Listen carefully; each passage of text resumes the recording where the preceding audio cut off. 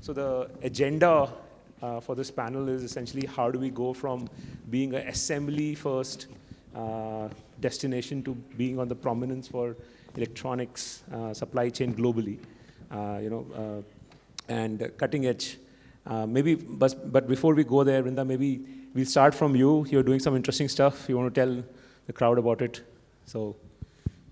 Hi, thank you so much, Priyank. And thank you everybody for being here today. Thank you to Accel for putting together this event and this, helping us build this ecosystem here in India.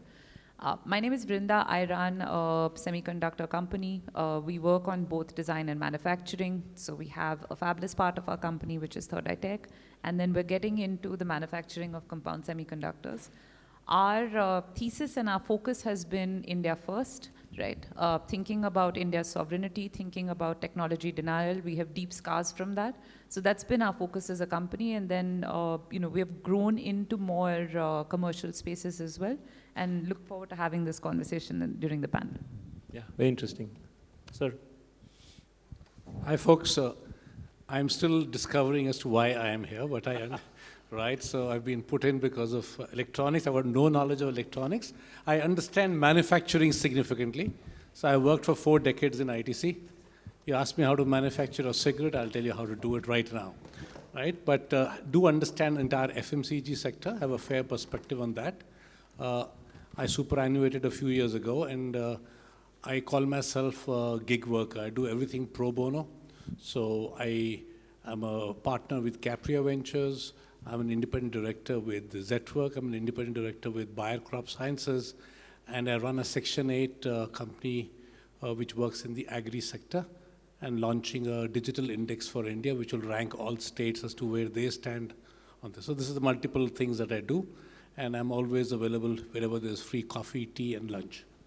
But I think the most important thing, sir, is that at least all the companies that I have been part of, all their factories, how the factory gets set up, how the factory runs, how the processes run on time. I think you didn't talk about all of that. You are the guru in that, right? So that is supremely important. Sanjeev sir, coming to you, maybe for the audience, if you can introduce yourself, the background will be great.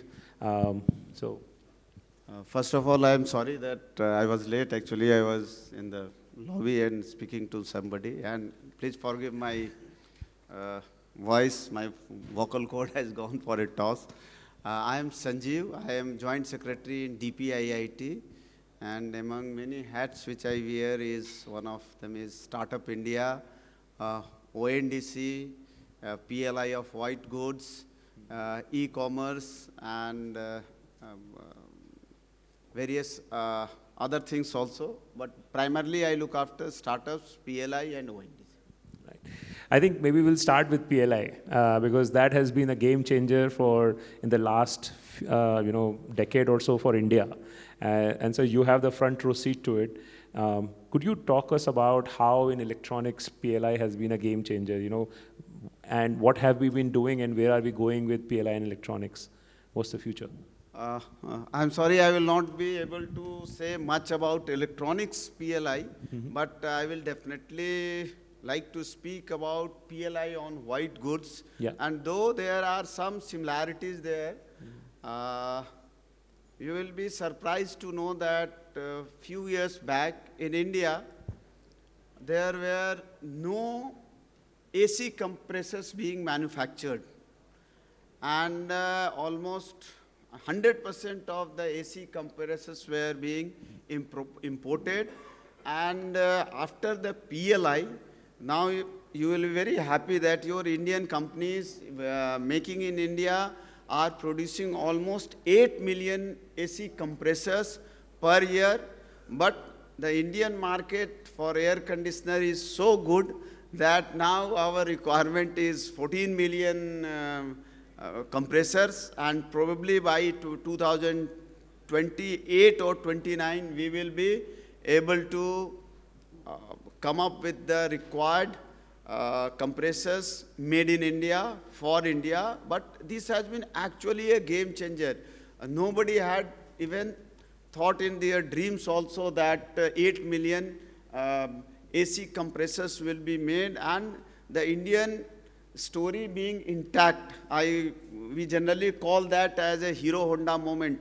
The 1.4 billion aspirational population of the country, if any one of you visit to your villages, you will see that there is so much craving that the people are taking loans to buy a AC. This is the change in India, and to the great extent, the electricity situation has improved tremendously. So earlier, even people who had money were not able to buy air conditioners in remote rural villages because it was very costly to run them on generators. So now with 24-hour electricity supply assured, there has been a tremendous boom in the AC industry. It is almost growing at CAGR of 30% plus. So this is what you say is the game changer. Yeah, no, I think it's pretty amazing that, and this has happened in the last like 5 years, 6 years? 4 years. 4 years. So the velocity at which our economy can change with such a scheme is amazing. Avrinda, coming to you, you are dreaming of semiconductors in India, very hard dream, you know. So what has changed, and you started your journey a couple of years back. So what allowed you to think about it? What has really changed? What did you read? And you said, okay, I can do this. So honestly, I think when we started the company, we were so naive about how difficult it was going to be that we got into it. Anybody with an educated guess would think 20 times before getting into it. So again, that's the honest truth over here, right? But I think what has been a game changer has been policy. Okay. Right? These industries, so our global CTO has just joined us from being the head of a Chinese company. And he said when he came to India this year, it's China's largest semiconductor company, $4 billion revenue, $20 billion market cap. And he said, what's interesting to me about this opportunity is India is where China was 25 years ago in terms of creating domestic capacity. So when we first came onto this scene and we started looking at the semiconductor market in India, there was no market because there was no local manufacturing. The two things have to go hand in hand for an ecosystem to get built out because a semiconductor company is a B2B business. If you don't have the other part of the B locally, there is no incentive to build, localize, and I think most importantly, value add in the country.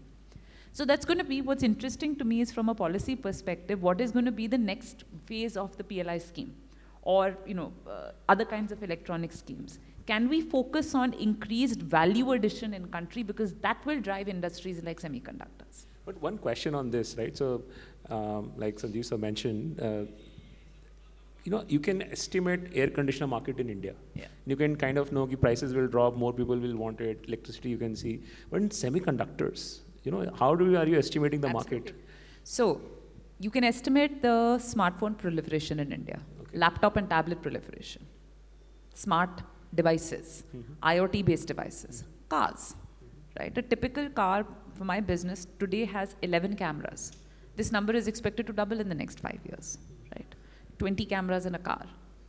So you can estimate the end application, and if there is enough local electronic manufacturing, you can create incentives based on local value addition. That is what is going to drive the industry. Very interesting. Sanjeev sir. Sorry, Rangi sir. So we have two Sanjeevs. Yeah. So I'm going to call him Rangi. Call me Rangi. That'll be better. I'll be more comfortable that way. No one calls me Sanjeev.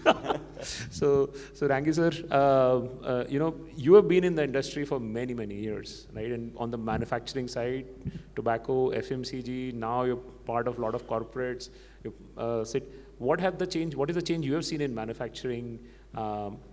And specifically anything in electronics, and you closely associated with Zetwork as well. So, yeah. So let me first comment on what he said. So I see that change in the rural area with the farmers. I want to compliment them for this. Earlier, most of my farmers thought it was a status symbol to buy tractors. Today, the air conditioners is something which everyone is buying. And I've got several people I know even in Delhi, within 4 square kilometers, they're running 50 crores worth of companies. They're saying we can't expand. The AC demand is so much. And they're doing rentals. Wow. Rentals alone. So I'm saying it is proliferating. I'm only complimenting you for that, Sanjeev. Sanjeev बोला सकते हैं ना आपको? हाँ, बिल्कुल. ठीक है, okay. नया भारत है. अच्छा जी, no, ठीक है, okay sir. So for me, you know, I've seen manufacturing in several decades. And to me, I started seeing a change only in the mid-90s when the economy opened a bit. Otherwise, I think all of us were doing the age-old machines. So that's where we began to import machines, and we saw electronics coming in bits and pieces, and most of them were coded. We didn't know how to decipher the programs also. So we being Indians, we had to find cheaper ways. So we did quite a bit of that on our own with an ITC. But if you ask me, my real work, other than what I did in ITC, is primarily through Z-Work, through Boots and others. I must give you the story. You know, I went to IIT Madras about almost a decade and a half ago, and Dr. Satya there showed me what he was doing in Agnikul. I just dismissed him. ऐसा ये एक और professor है IIT में और मतलब वो काम कर रहा है, कुछ होगा नहीं इसका. So today, and he asked me to invest at that time. So I think I'm poorer, both in terms of experience. So I see, when I see the world across amongst the startups, do I see a change in people taking big bets? Yes, I do. Much like you did, I am seeing people taking big bets. We recently invested in a company called Ziraf, you know. People are willing to get into mining, but they found it too complicated, so they withdrew. Okay, then Agnikul is a big example for us. And then I'm going to talk about companies I've invested. I may not cover everyone, so if you feel bad about it, it's your problem because I don't know. Okay, Logic Fruit is one, embedding Indian innovation into high-end electronics. I find, and they've spent 10, 15 years at it. So my question to people like Priyank is, buddy, are you investing in this or not? Right? So are these businesses investable? Yeah. So if you ask me, I don't think there's enough money chasing. So I also look after climate quite a bit in the fund where I operate. I don't get money for fund even within my own fund, because people are saying that will it return something for the investors? So I think I'll just address that question. So I think 6 years ago, Pixel came to us. They met me, the satellite company. They just launched their first satellite, and I couldn't believe that somebody can build a satellite in India with a new kind of sensor. Actually, Brinda, you are building the sensors. So at that time, it was very hard to believe. And I think as VCs, thanks to the PLI, thanks to a lot of on-ground support, defense has come up as a big buyer. It has been actually amazing to see that we are now believing, like we are having, Accel is having Advanced Manufacturing Summit for that reason, that we want to believe and we want to invest more in the market, and we have done 8 to 9 such investments in the past. But moving along, and you know, before you go, I want to tell you there are enough people wanting to come back in the semiconductor industry, but they don't have enough jobs. They're still looking. Good PhDs from the US. We know US is facing an issue, a reverse brain drain, and I think it's possible. See, she's going to hire all of them. No, that's why I thought I'd bring it up. In fact, I would like to add on, actually government is also thinking of doing something for this, that this is a very... आपकी गाड़ी धीमे चलती है sir थोड़ी सी. So तभी तो private की जरूरत पड़ी. Nice. Awesome. आपको बुरी बात तो नहीं लगी ना हमारी सर? मैं कोई बुरा मानता ही नहीं. चलो बढ़िया बात. Okay. So yeah, this is different from the defense panels we did so much today. So, so moving on, right? So from your vantage point, sir, what components India needs to manufacture beyond, let's say, the global OEMs, and what are the critical components which you are missing today in your mind? Yeah. देखिए, मैं इसमें ये कहना चाहूँगा कि critical जो है ना, बड़ा डिफिकल्ट है बताना. जिस इंडस्ट्री में कोई चीज़ नहीं बन रही है, वो उस इंडस्ट्री के लिए क्रिटिकल है. I will give you an example, small examples. And probably I am being a contrarian. I could have said PCB, rare earth minerals, but I will say that anything is critical which is not being manufactured in India, and if it can be made, I will give you 2 very good examples. One, startup पहले बेंगलोर के अलावे और दिल्ली इसके बाहर नहीं होता था. अभी जोधपुर में एक कंपनी है नैनोबॉट. ये कंप्यूटर आदि का काम नहीं करती है, सेमीकंडक्टर का काम नहीं करती है, ये वैक्यूम फ्लास्क बनाती है। वैक्यूम फ्लास्क बनाना इंडिया में कोई बड़ी चीज़ नहीं थी, but nobody was making it in India, and everything was being imported. And now they have started manufacturing, and their claim to fame is that their vacuum flask 24 घंटे तक पानी ठंडा और गर्म रखता है, और हम लोगों ने खुद कंज्यूमर के रूप में उसका इस्तेमाल करके देखा। Probably nowhere in the world this is there. So ऐसे स्टार्टअप्स की ज़रूरत है। फिर मैं आपको दूसरा एक एग्जांपल दूंगा। हैदराबाद में एक स्टार्टअप है autocracy, being led by a woman, manufacturing. And अगर आप लोगों में कोई डल लेक गए होंगे, या बहुत से लेक्स में जो वाटर हेसिंथ होता है, उस वाटर हेसिंथ को हटाने का जो एक बोट होता है, that cost around 2.5 crores, and all of them were imported. उसने एक मशीन बनाया जो 25 लाख में उस काम को आराम से और उससे अच्छी तरह से कर रहा है इंडियन कंडीशन में। तो प्रोबेबली ये कहना कि व्हाट इज क्रिटिकल की जगह we should focus on what is for each and every industry the critical component will be different. For example in AC industry, if you are not making compressor, if you make every other thing, you have missed it. So for each industry, critical components are required. And yes, if you take example of PCB, so we have been, अभी हमारा toy का भी हम scheme लेके आ रहे हैं, हम उसमें स्पेशल हम लोग उसमें PCB manufacturers के लिए we will put something so that they can manufacture PCB for our toys, and as well as they can sell some of their products to other companies also. So this is specifically for toy manufacturing के लिए PCB? I was just giving an example that PCB is a critical component across the industries, and in the toy scheme which we are bringing, we have kept this as a critical component, and for which we will be giving some kind of policy benefits, and they will be also allowed to sell part of their production to industries other than toy also. Vrinda, in the semiconductor industry in India, and you are making sensors in particular, right? What are the components, what are the things which you would like somebody here to pick up and say, hey, build this. You don't want to build it, but somebody else can build it and it's big. So I think in semiconductors, the next big opportunity for India is power electronics. Right. And the reason I'm saying that is that the efficiency of power electronics is actually changing the materials on which the associated circuits and semiconductors are built. So we're going from silicon to silicon carbide. Now the reason I'm saying somebody needs to pick it up and we need process innovation and design innovation is because if we stick with the status quo, silicon carbide is happening globally. But China has increased capacity to the extent that you cannot compete on price, which means we compete on, and I think Prashant says this really well, design innovation, manufacturing innovation, innovation and IP in the manufacturing process itself. Silicon carbide otherwise is one of the most simple semiconductors to design and fabricate. But if we don't get this right, and if India does not have a play in this, think of our cost of compute at India scale. Think about the electricity bill to manage that cost of compute at India scale.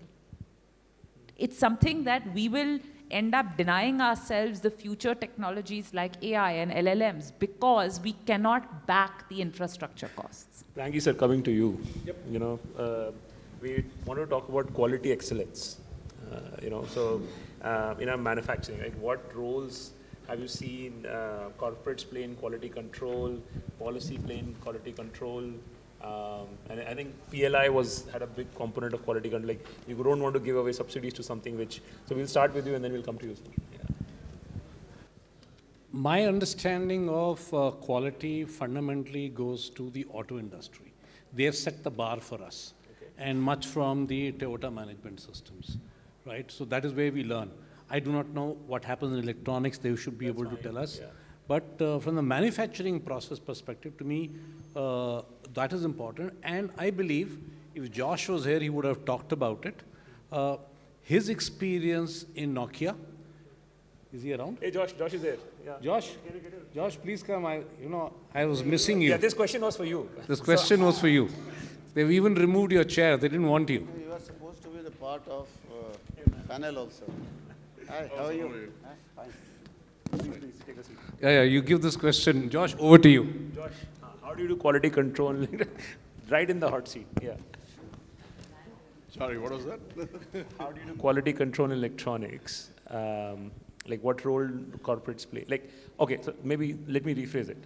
How important is quality control in electronics? And you've been at Foxconn, you were heading Foxconn in India, now you're at ZWork, right? So India has to get to the stage of global dominance in electronics manufacturing, so maybe you can link to that. Sure. I think quality is hygiene. I think your mechanicals, your hardware, software. But what does quality mean in interplay. electronics specifically? I think it's your product is designed to perform a certain function, be it connectivity, be it delivery of things. So I think the functionality is the most important thing. If it's consumer, then aesthetics is also important. And you control it through the process. In the factory, in your suppliers, there is a range of quality measures in place. When you talk manufacturing, you ensure that there is mistake-proofing mechanisms like Pokyok, which ensure that it doesn't happen. And then when you get into, let's say, outgoing, you ensure that there is no issues. But if a startup or if a company is starting off, how do they build that culture into the company? Is it a technical capability? Is it a culture? What is it required? I think it's everything. I think it starts with product design. I think your design has to be robust enough to factor, these things. Let's take an example of a consumer product. The consumer product should be made sure it's manufacturable, so that it can be easily mistake-proofed, and you have to write test plans to test the functionality of that. And this is very akin to software testing, which we do, but now here you have to really test the functionality. We make a range of products in ZWork Electronics, including strategic electronics, and I remember, a certain defense product coming into the market, and then they took about 3 months to write the appropriate test plan to connect to the satellite, check it out, and then make sure. In consumer durables, it's a little bit more robust processes. So I think your ID, your PD, your MD stages all have to be done there, and I think there are processes like concurrent engineering which you have to do to ensure that these are in place. And Rangi sir has been in the consumer space. It's the same processes we follow. Software development follows the same cycle. Hardware integration is a bit more complex, but the process is the same, and that's sort of how you ensure that it's there. So. Yeah, just to add on to what he said, I believe at times, if I see what Vishal talked about, if you look at the defense sector, the quality standards are so extreme, then you have no option but to comply, okay? So my bit is that policy does play a role. So if the PLI payout is there, it should be based on certain certified quality parameters. So government also plays a role in upping the standards for quality, and your procurement policy could be done to favor people who produce better. So I'm saying all that, it's an ecosystem thrust which will have to happen. I would like to add in that Government of India has been promulgating many quality control orders, and I will give you only one example that I think almost all present here would be remembering that when they were in the school and reading about Harappan civilization, there was an Indian doll, dancing doll. The Indian toy industry is 3,000 years old, but by 2015, there were almost no toy manufacturer existing in India. They were importing, and we did a mystery shopping, and that saw that 89% of the products were below quality, and then quality control order was brought in 2021 as per having a good quality standard of the products, because many times these toys were bleeding and the children were choking because the head could be separated from this. And the audience will be very happy to know that now almost 95% toys are quality products. Yes, we have to reach to that magical 100% figure. But what is more important, that in 2022, we were net importer of $300 million worth of toys. Now we are exporting around $350 million worth of toys. And we are now part of global supply chain of both Walmart and Amazon. One insistence on the policy, you can see, it has changed the entire ecosystem, and now we are coming with another toy scheme to take our toy makers to be global champions, just like Habros, Lego, Spin Master, Mattel. There is no reason why our toy manufacturers cannot become global champions. So we need such adherence to quality as a consumer also. It's great that we are exporting that many amount. I didn't know that we are exporting. I thought it was all China. So, okay. And I will be very happy to share with you, if you come to my office, I have kept the first tin-plated toy which was exported to China. Okay, to China? China. So we have cool. kept one piece of that in my office. Prasant sir has seen that. Yeah. So very interesting. So this question is for Josh and for Rangi sir. We are all part of the Zetwork gang.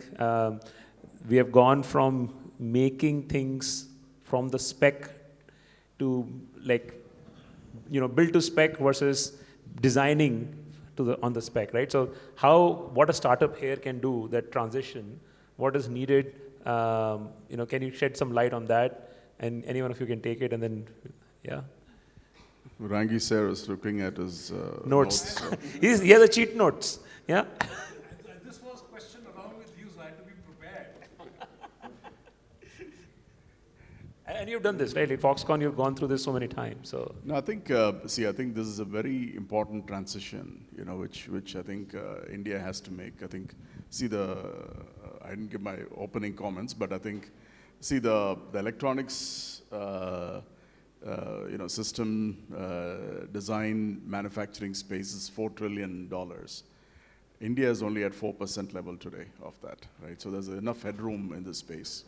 We have started manufacturing, and there seems to be sort of a sense of accomplishment there, which is great. I think we should have a micro celebration and then move on. I think now backward integration has started. Zetwork has started to get into the government policy of the ECMS schemes. We are applying for that. The other end of the spectrum is getting into the design angle. And this is range of things. I think it's designing a full product, designing modules, achieving mastery in subsystems, and things like that. And so it's easier said than done, and there is a roadmap to achieve that. I think the ultimate one is to offer customers a white label solution, which is sort of a plug and play. Somebody comes up with a use case saying that we have a deployment which needs to happen, and here is a device which can very easily integrate it, right? So that is the ultimate stage where you really are able to get a sophisticated white label product ready to meet your particular use case's need. But there are ranges of this design. Some of them are subsystems, and one of the things is joint R&D. So you can do like a joint R&D exercise with an OEM, and so gradually build this competency.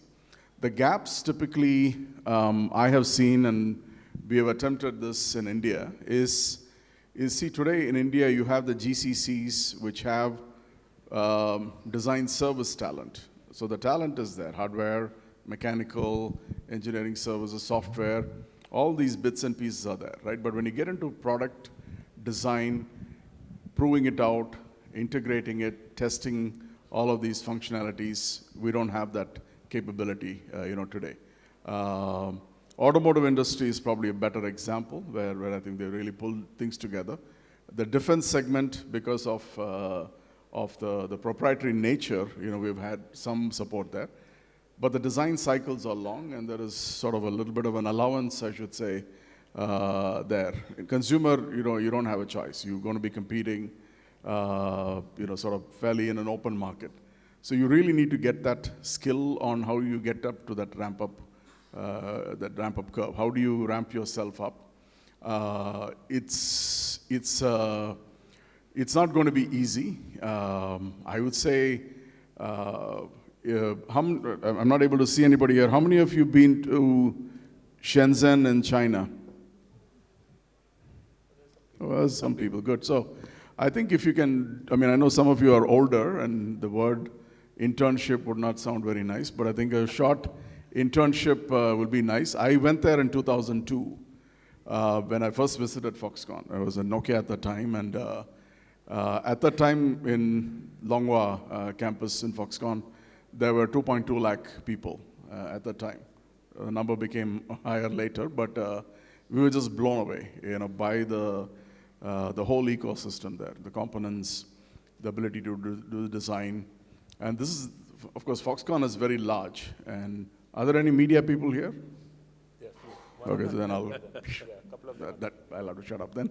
So, Foxconn is on one end of the spectrum, and then you have smaller ODMs. And these guys are the ones who provided these solutions. And I've been to a few of them, and it's a completely different ecosystem. It doesn't look like much, but they do global deliveries of products. They're able to modify the idea a little bit. They're able to innovate, clever. So I will recommend some time there would come in handy. I think the visas are open. Both ways, is what I'm told. But before the window closes, I'll say try to make a peek there. He's here. We can get him to do some visas. Sir is always very supportive. So he opened up the white label, the white goods PLI, and thankfully we also qualified. So I will say that that's probably the best ecology today. There were Korea, Japan, but today I'll say at least in ESDM, ICT space, that's probably the best sort of ecology to go kind of take a peek on what they do to be successful. Josh has taken away all my speaking time also. I know. Right? To me, I'll speak in generic terms. I think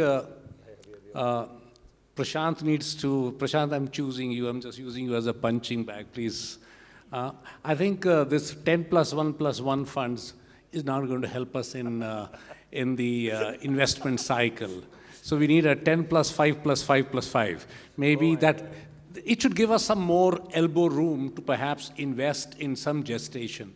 Otherwise, things are not going to happen. We're going to need money. And maybe 10% or 15% of whichever fund you're raising, if you could reserve for this and get appropriate concessions from SEBI, et cetera, that we will deliver returns on this a bit later.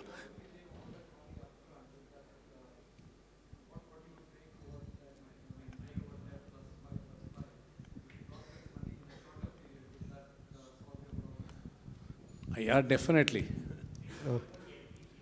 No. He's talking about the fund life. I mean, the gestation. I'm talking about the fund life. The fund life itself restricts us a bit. He's taking on all VCs. I'm saying give money more upfront for the startup to accelerate their journey. Yeah. So maybe that'll, don't drip feed them. Giving you $1 million, we'll give you 10 million. 10 million, will it solve your problem? But instead of doing it over 35 years, you have to do it in 10. 10 years. But certain deliveries take time.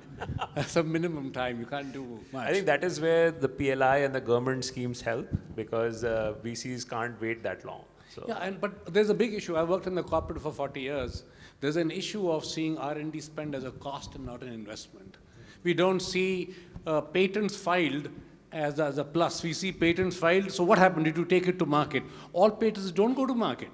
They don't go to market. So I find it very difficult because I'm perpetually, since I looked after R&D and ITC, I was always answering this question, your costs are moving up. But I said, it's an investment.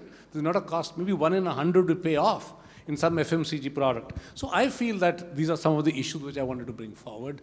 So balance, I think Josh has spoken everything that they had to be spoken on this subject. I just highlight one important point which Josh said, and I've heard repeatedly, especially in the electronics phase, is just the ecosystem.